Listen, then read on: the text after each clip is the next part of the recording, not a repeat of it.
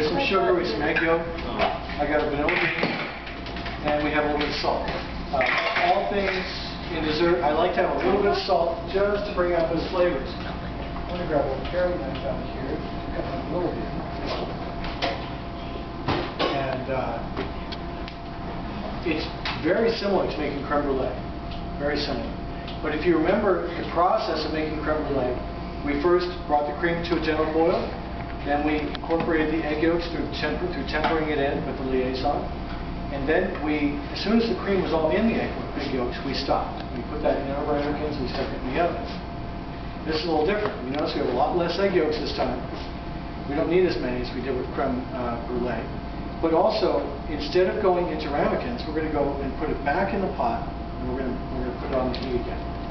And that's where the magic starts happening. That's where it gets a little bit more difficult, because we're going to have to be very careful that we don't overdo it. And I'll show you what I mean. So just like before, I'm making a score line in my vanilla bean. I'm going to kind of peel it open and get all the good stuff out of the center. All that nice, good stuff. Throw the salt in there. Now I'm going to put in about half the sugar and the cream.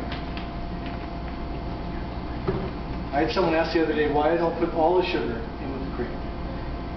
And it was a good question, because, you know, I hadn't thought about that for a while. But it actually, there is a reason. Believe it or not, we actually have some of the sugar in with the egg yolk because it actually protects the egg yolk. Believe it or not, remember how I told you it burns the egg yolk? If you let it sit in there too long? It will. It'll hurt the egg yolks and destroy, help pre-coagulate some of the proteins. But if you leave it in too long. But if you only put the sugar in for a short time, it actually protects the egg yolks from the heat. And that's actually an intentional move to leave that sugar in there for a little bit. Because the sugar goes to a lower temperature than the egg yolks. Right. It actually helps it, so it can help it and hurt it.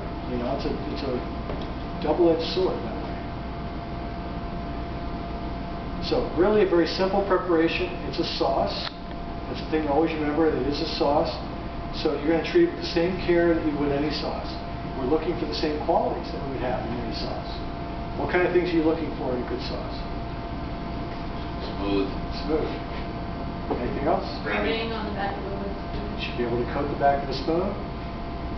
Anything else? Flavor. Flavor. Very good flavor, of course. That's pourable. It should be pourable. That's right. It shouldn't be too thick. And what? And light? Yeah, light is a good word for it. Of course, with cream and egg yolks, it's not going to be necessarily light. It'll probably be pretty rich. That's right. But it'll seem that way. How about, so you said smooth as well. One other thing about sauce. What do we usually finish a sauce with in the culinary world to help give it a certain appearance? Butter. Butter. What does butter do? That's gloss. Fat. Gloss. There's a little layer of fat to help prevent the skin. But that gloss, that's what you're looking for, right? That shine. Crème Anglaise has a wonderful shine to it if it's prepared correctly. If it's overcooked, if it's cooked too fast, what do you get? Scrambled egg. You get scrambled eggs. And even if they're small scrambles, you're going to get graininess, right? Because even if the scrambles are... Scorch your cream and mess it up too. Yeah, you could scorch the cream. But the idea is that the gloss is directly proportional to the eggs. If the eggs are overcooked, of course, you're going to get graininess. And graininess isn't gloss. Graininess looks like, you know, looks matte instead of being glossy. It doesn't look shiny. So we're bringing this up to temperature gently. In the meantime, I believe I have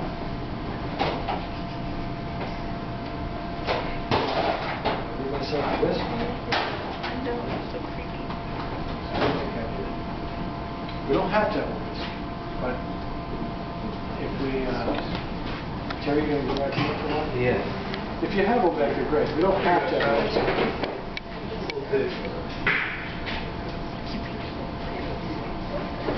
It's not absolutely necessary, but if we can have it, great. Oh. Both A little sides. bit. That was a little smaller. Yeah, that would be a little better. Treat it wrong. Oh, I win. All right, so cream's coming up.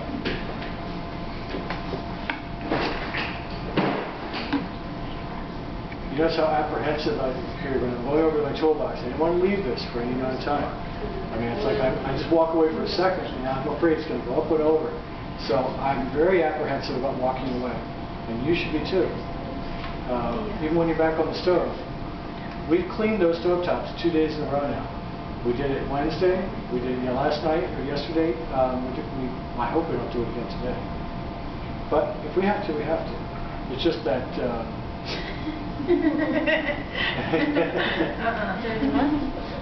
if we're working at it as a team, we're careful. We're not going to have to clean our stove tops. It just takes a little bit of, I know, it's one of those things we all have to be aware. If you keep the stovetop clean, you don't have to clean it, right? So what consistency should it be whenever you start doing that? The consistency of the cream, Yeah. you mean? It's just the thickness of cream. So all it is, yeah, it's just cream. Was it starting to simmer? Or? It was just starting to simmer. Yeah, I just started seeing bubbles. Oh. And I don't want to get to a rolling boil, because as soon as it hits a rolling boil, it comes right up over the top. Okay. So I don't know if you guys can see in the screen up there. Oh, okay. So it's starting to boil. Just starting to a little boil. bit. Okay. Just a gentle simmer. Gotcha. And I pull it up because I don't want to have it boil up over on me. All right, so from there, just like we normally do, the liaison is just adding a little cream at a time. Tastes clean.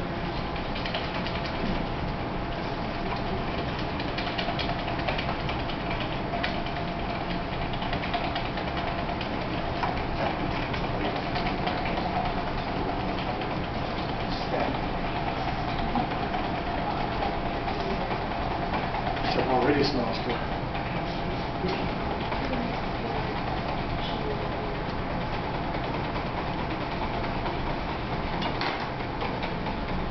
you need to take out your vanilla and steam it. Yeah, I'll eventually fish that out. I'm going to leave it as long as I can to get as much flavor out of it as I can. So as you can see, I just got the eggs warm here by adding some cream to them. And then I go back to the pot and I just sort of whisk it in to the rest of the hot cream.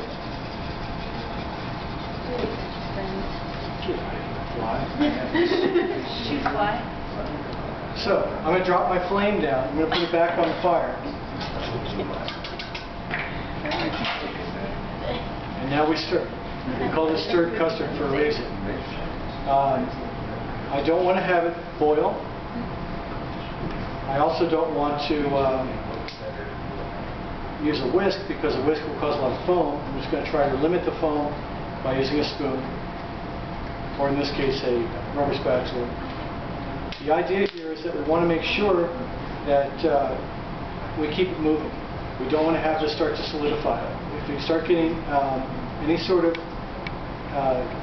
solidification, it's going to be lumpy, and then we'll have to strain it. If we're careful, when we keep this going at a low enough flame, we don't have to even strain it. I've got it all the way down at number 2. You might be able to see that on the screen as well.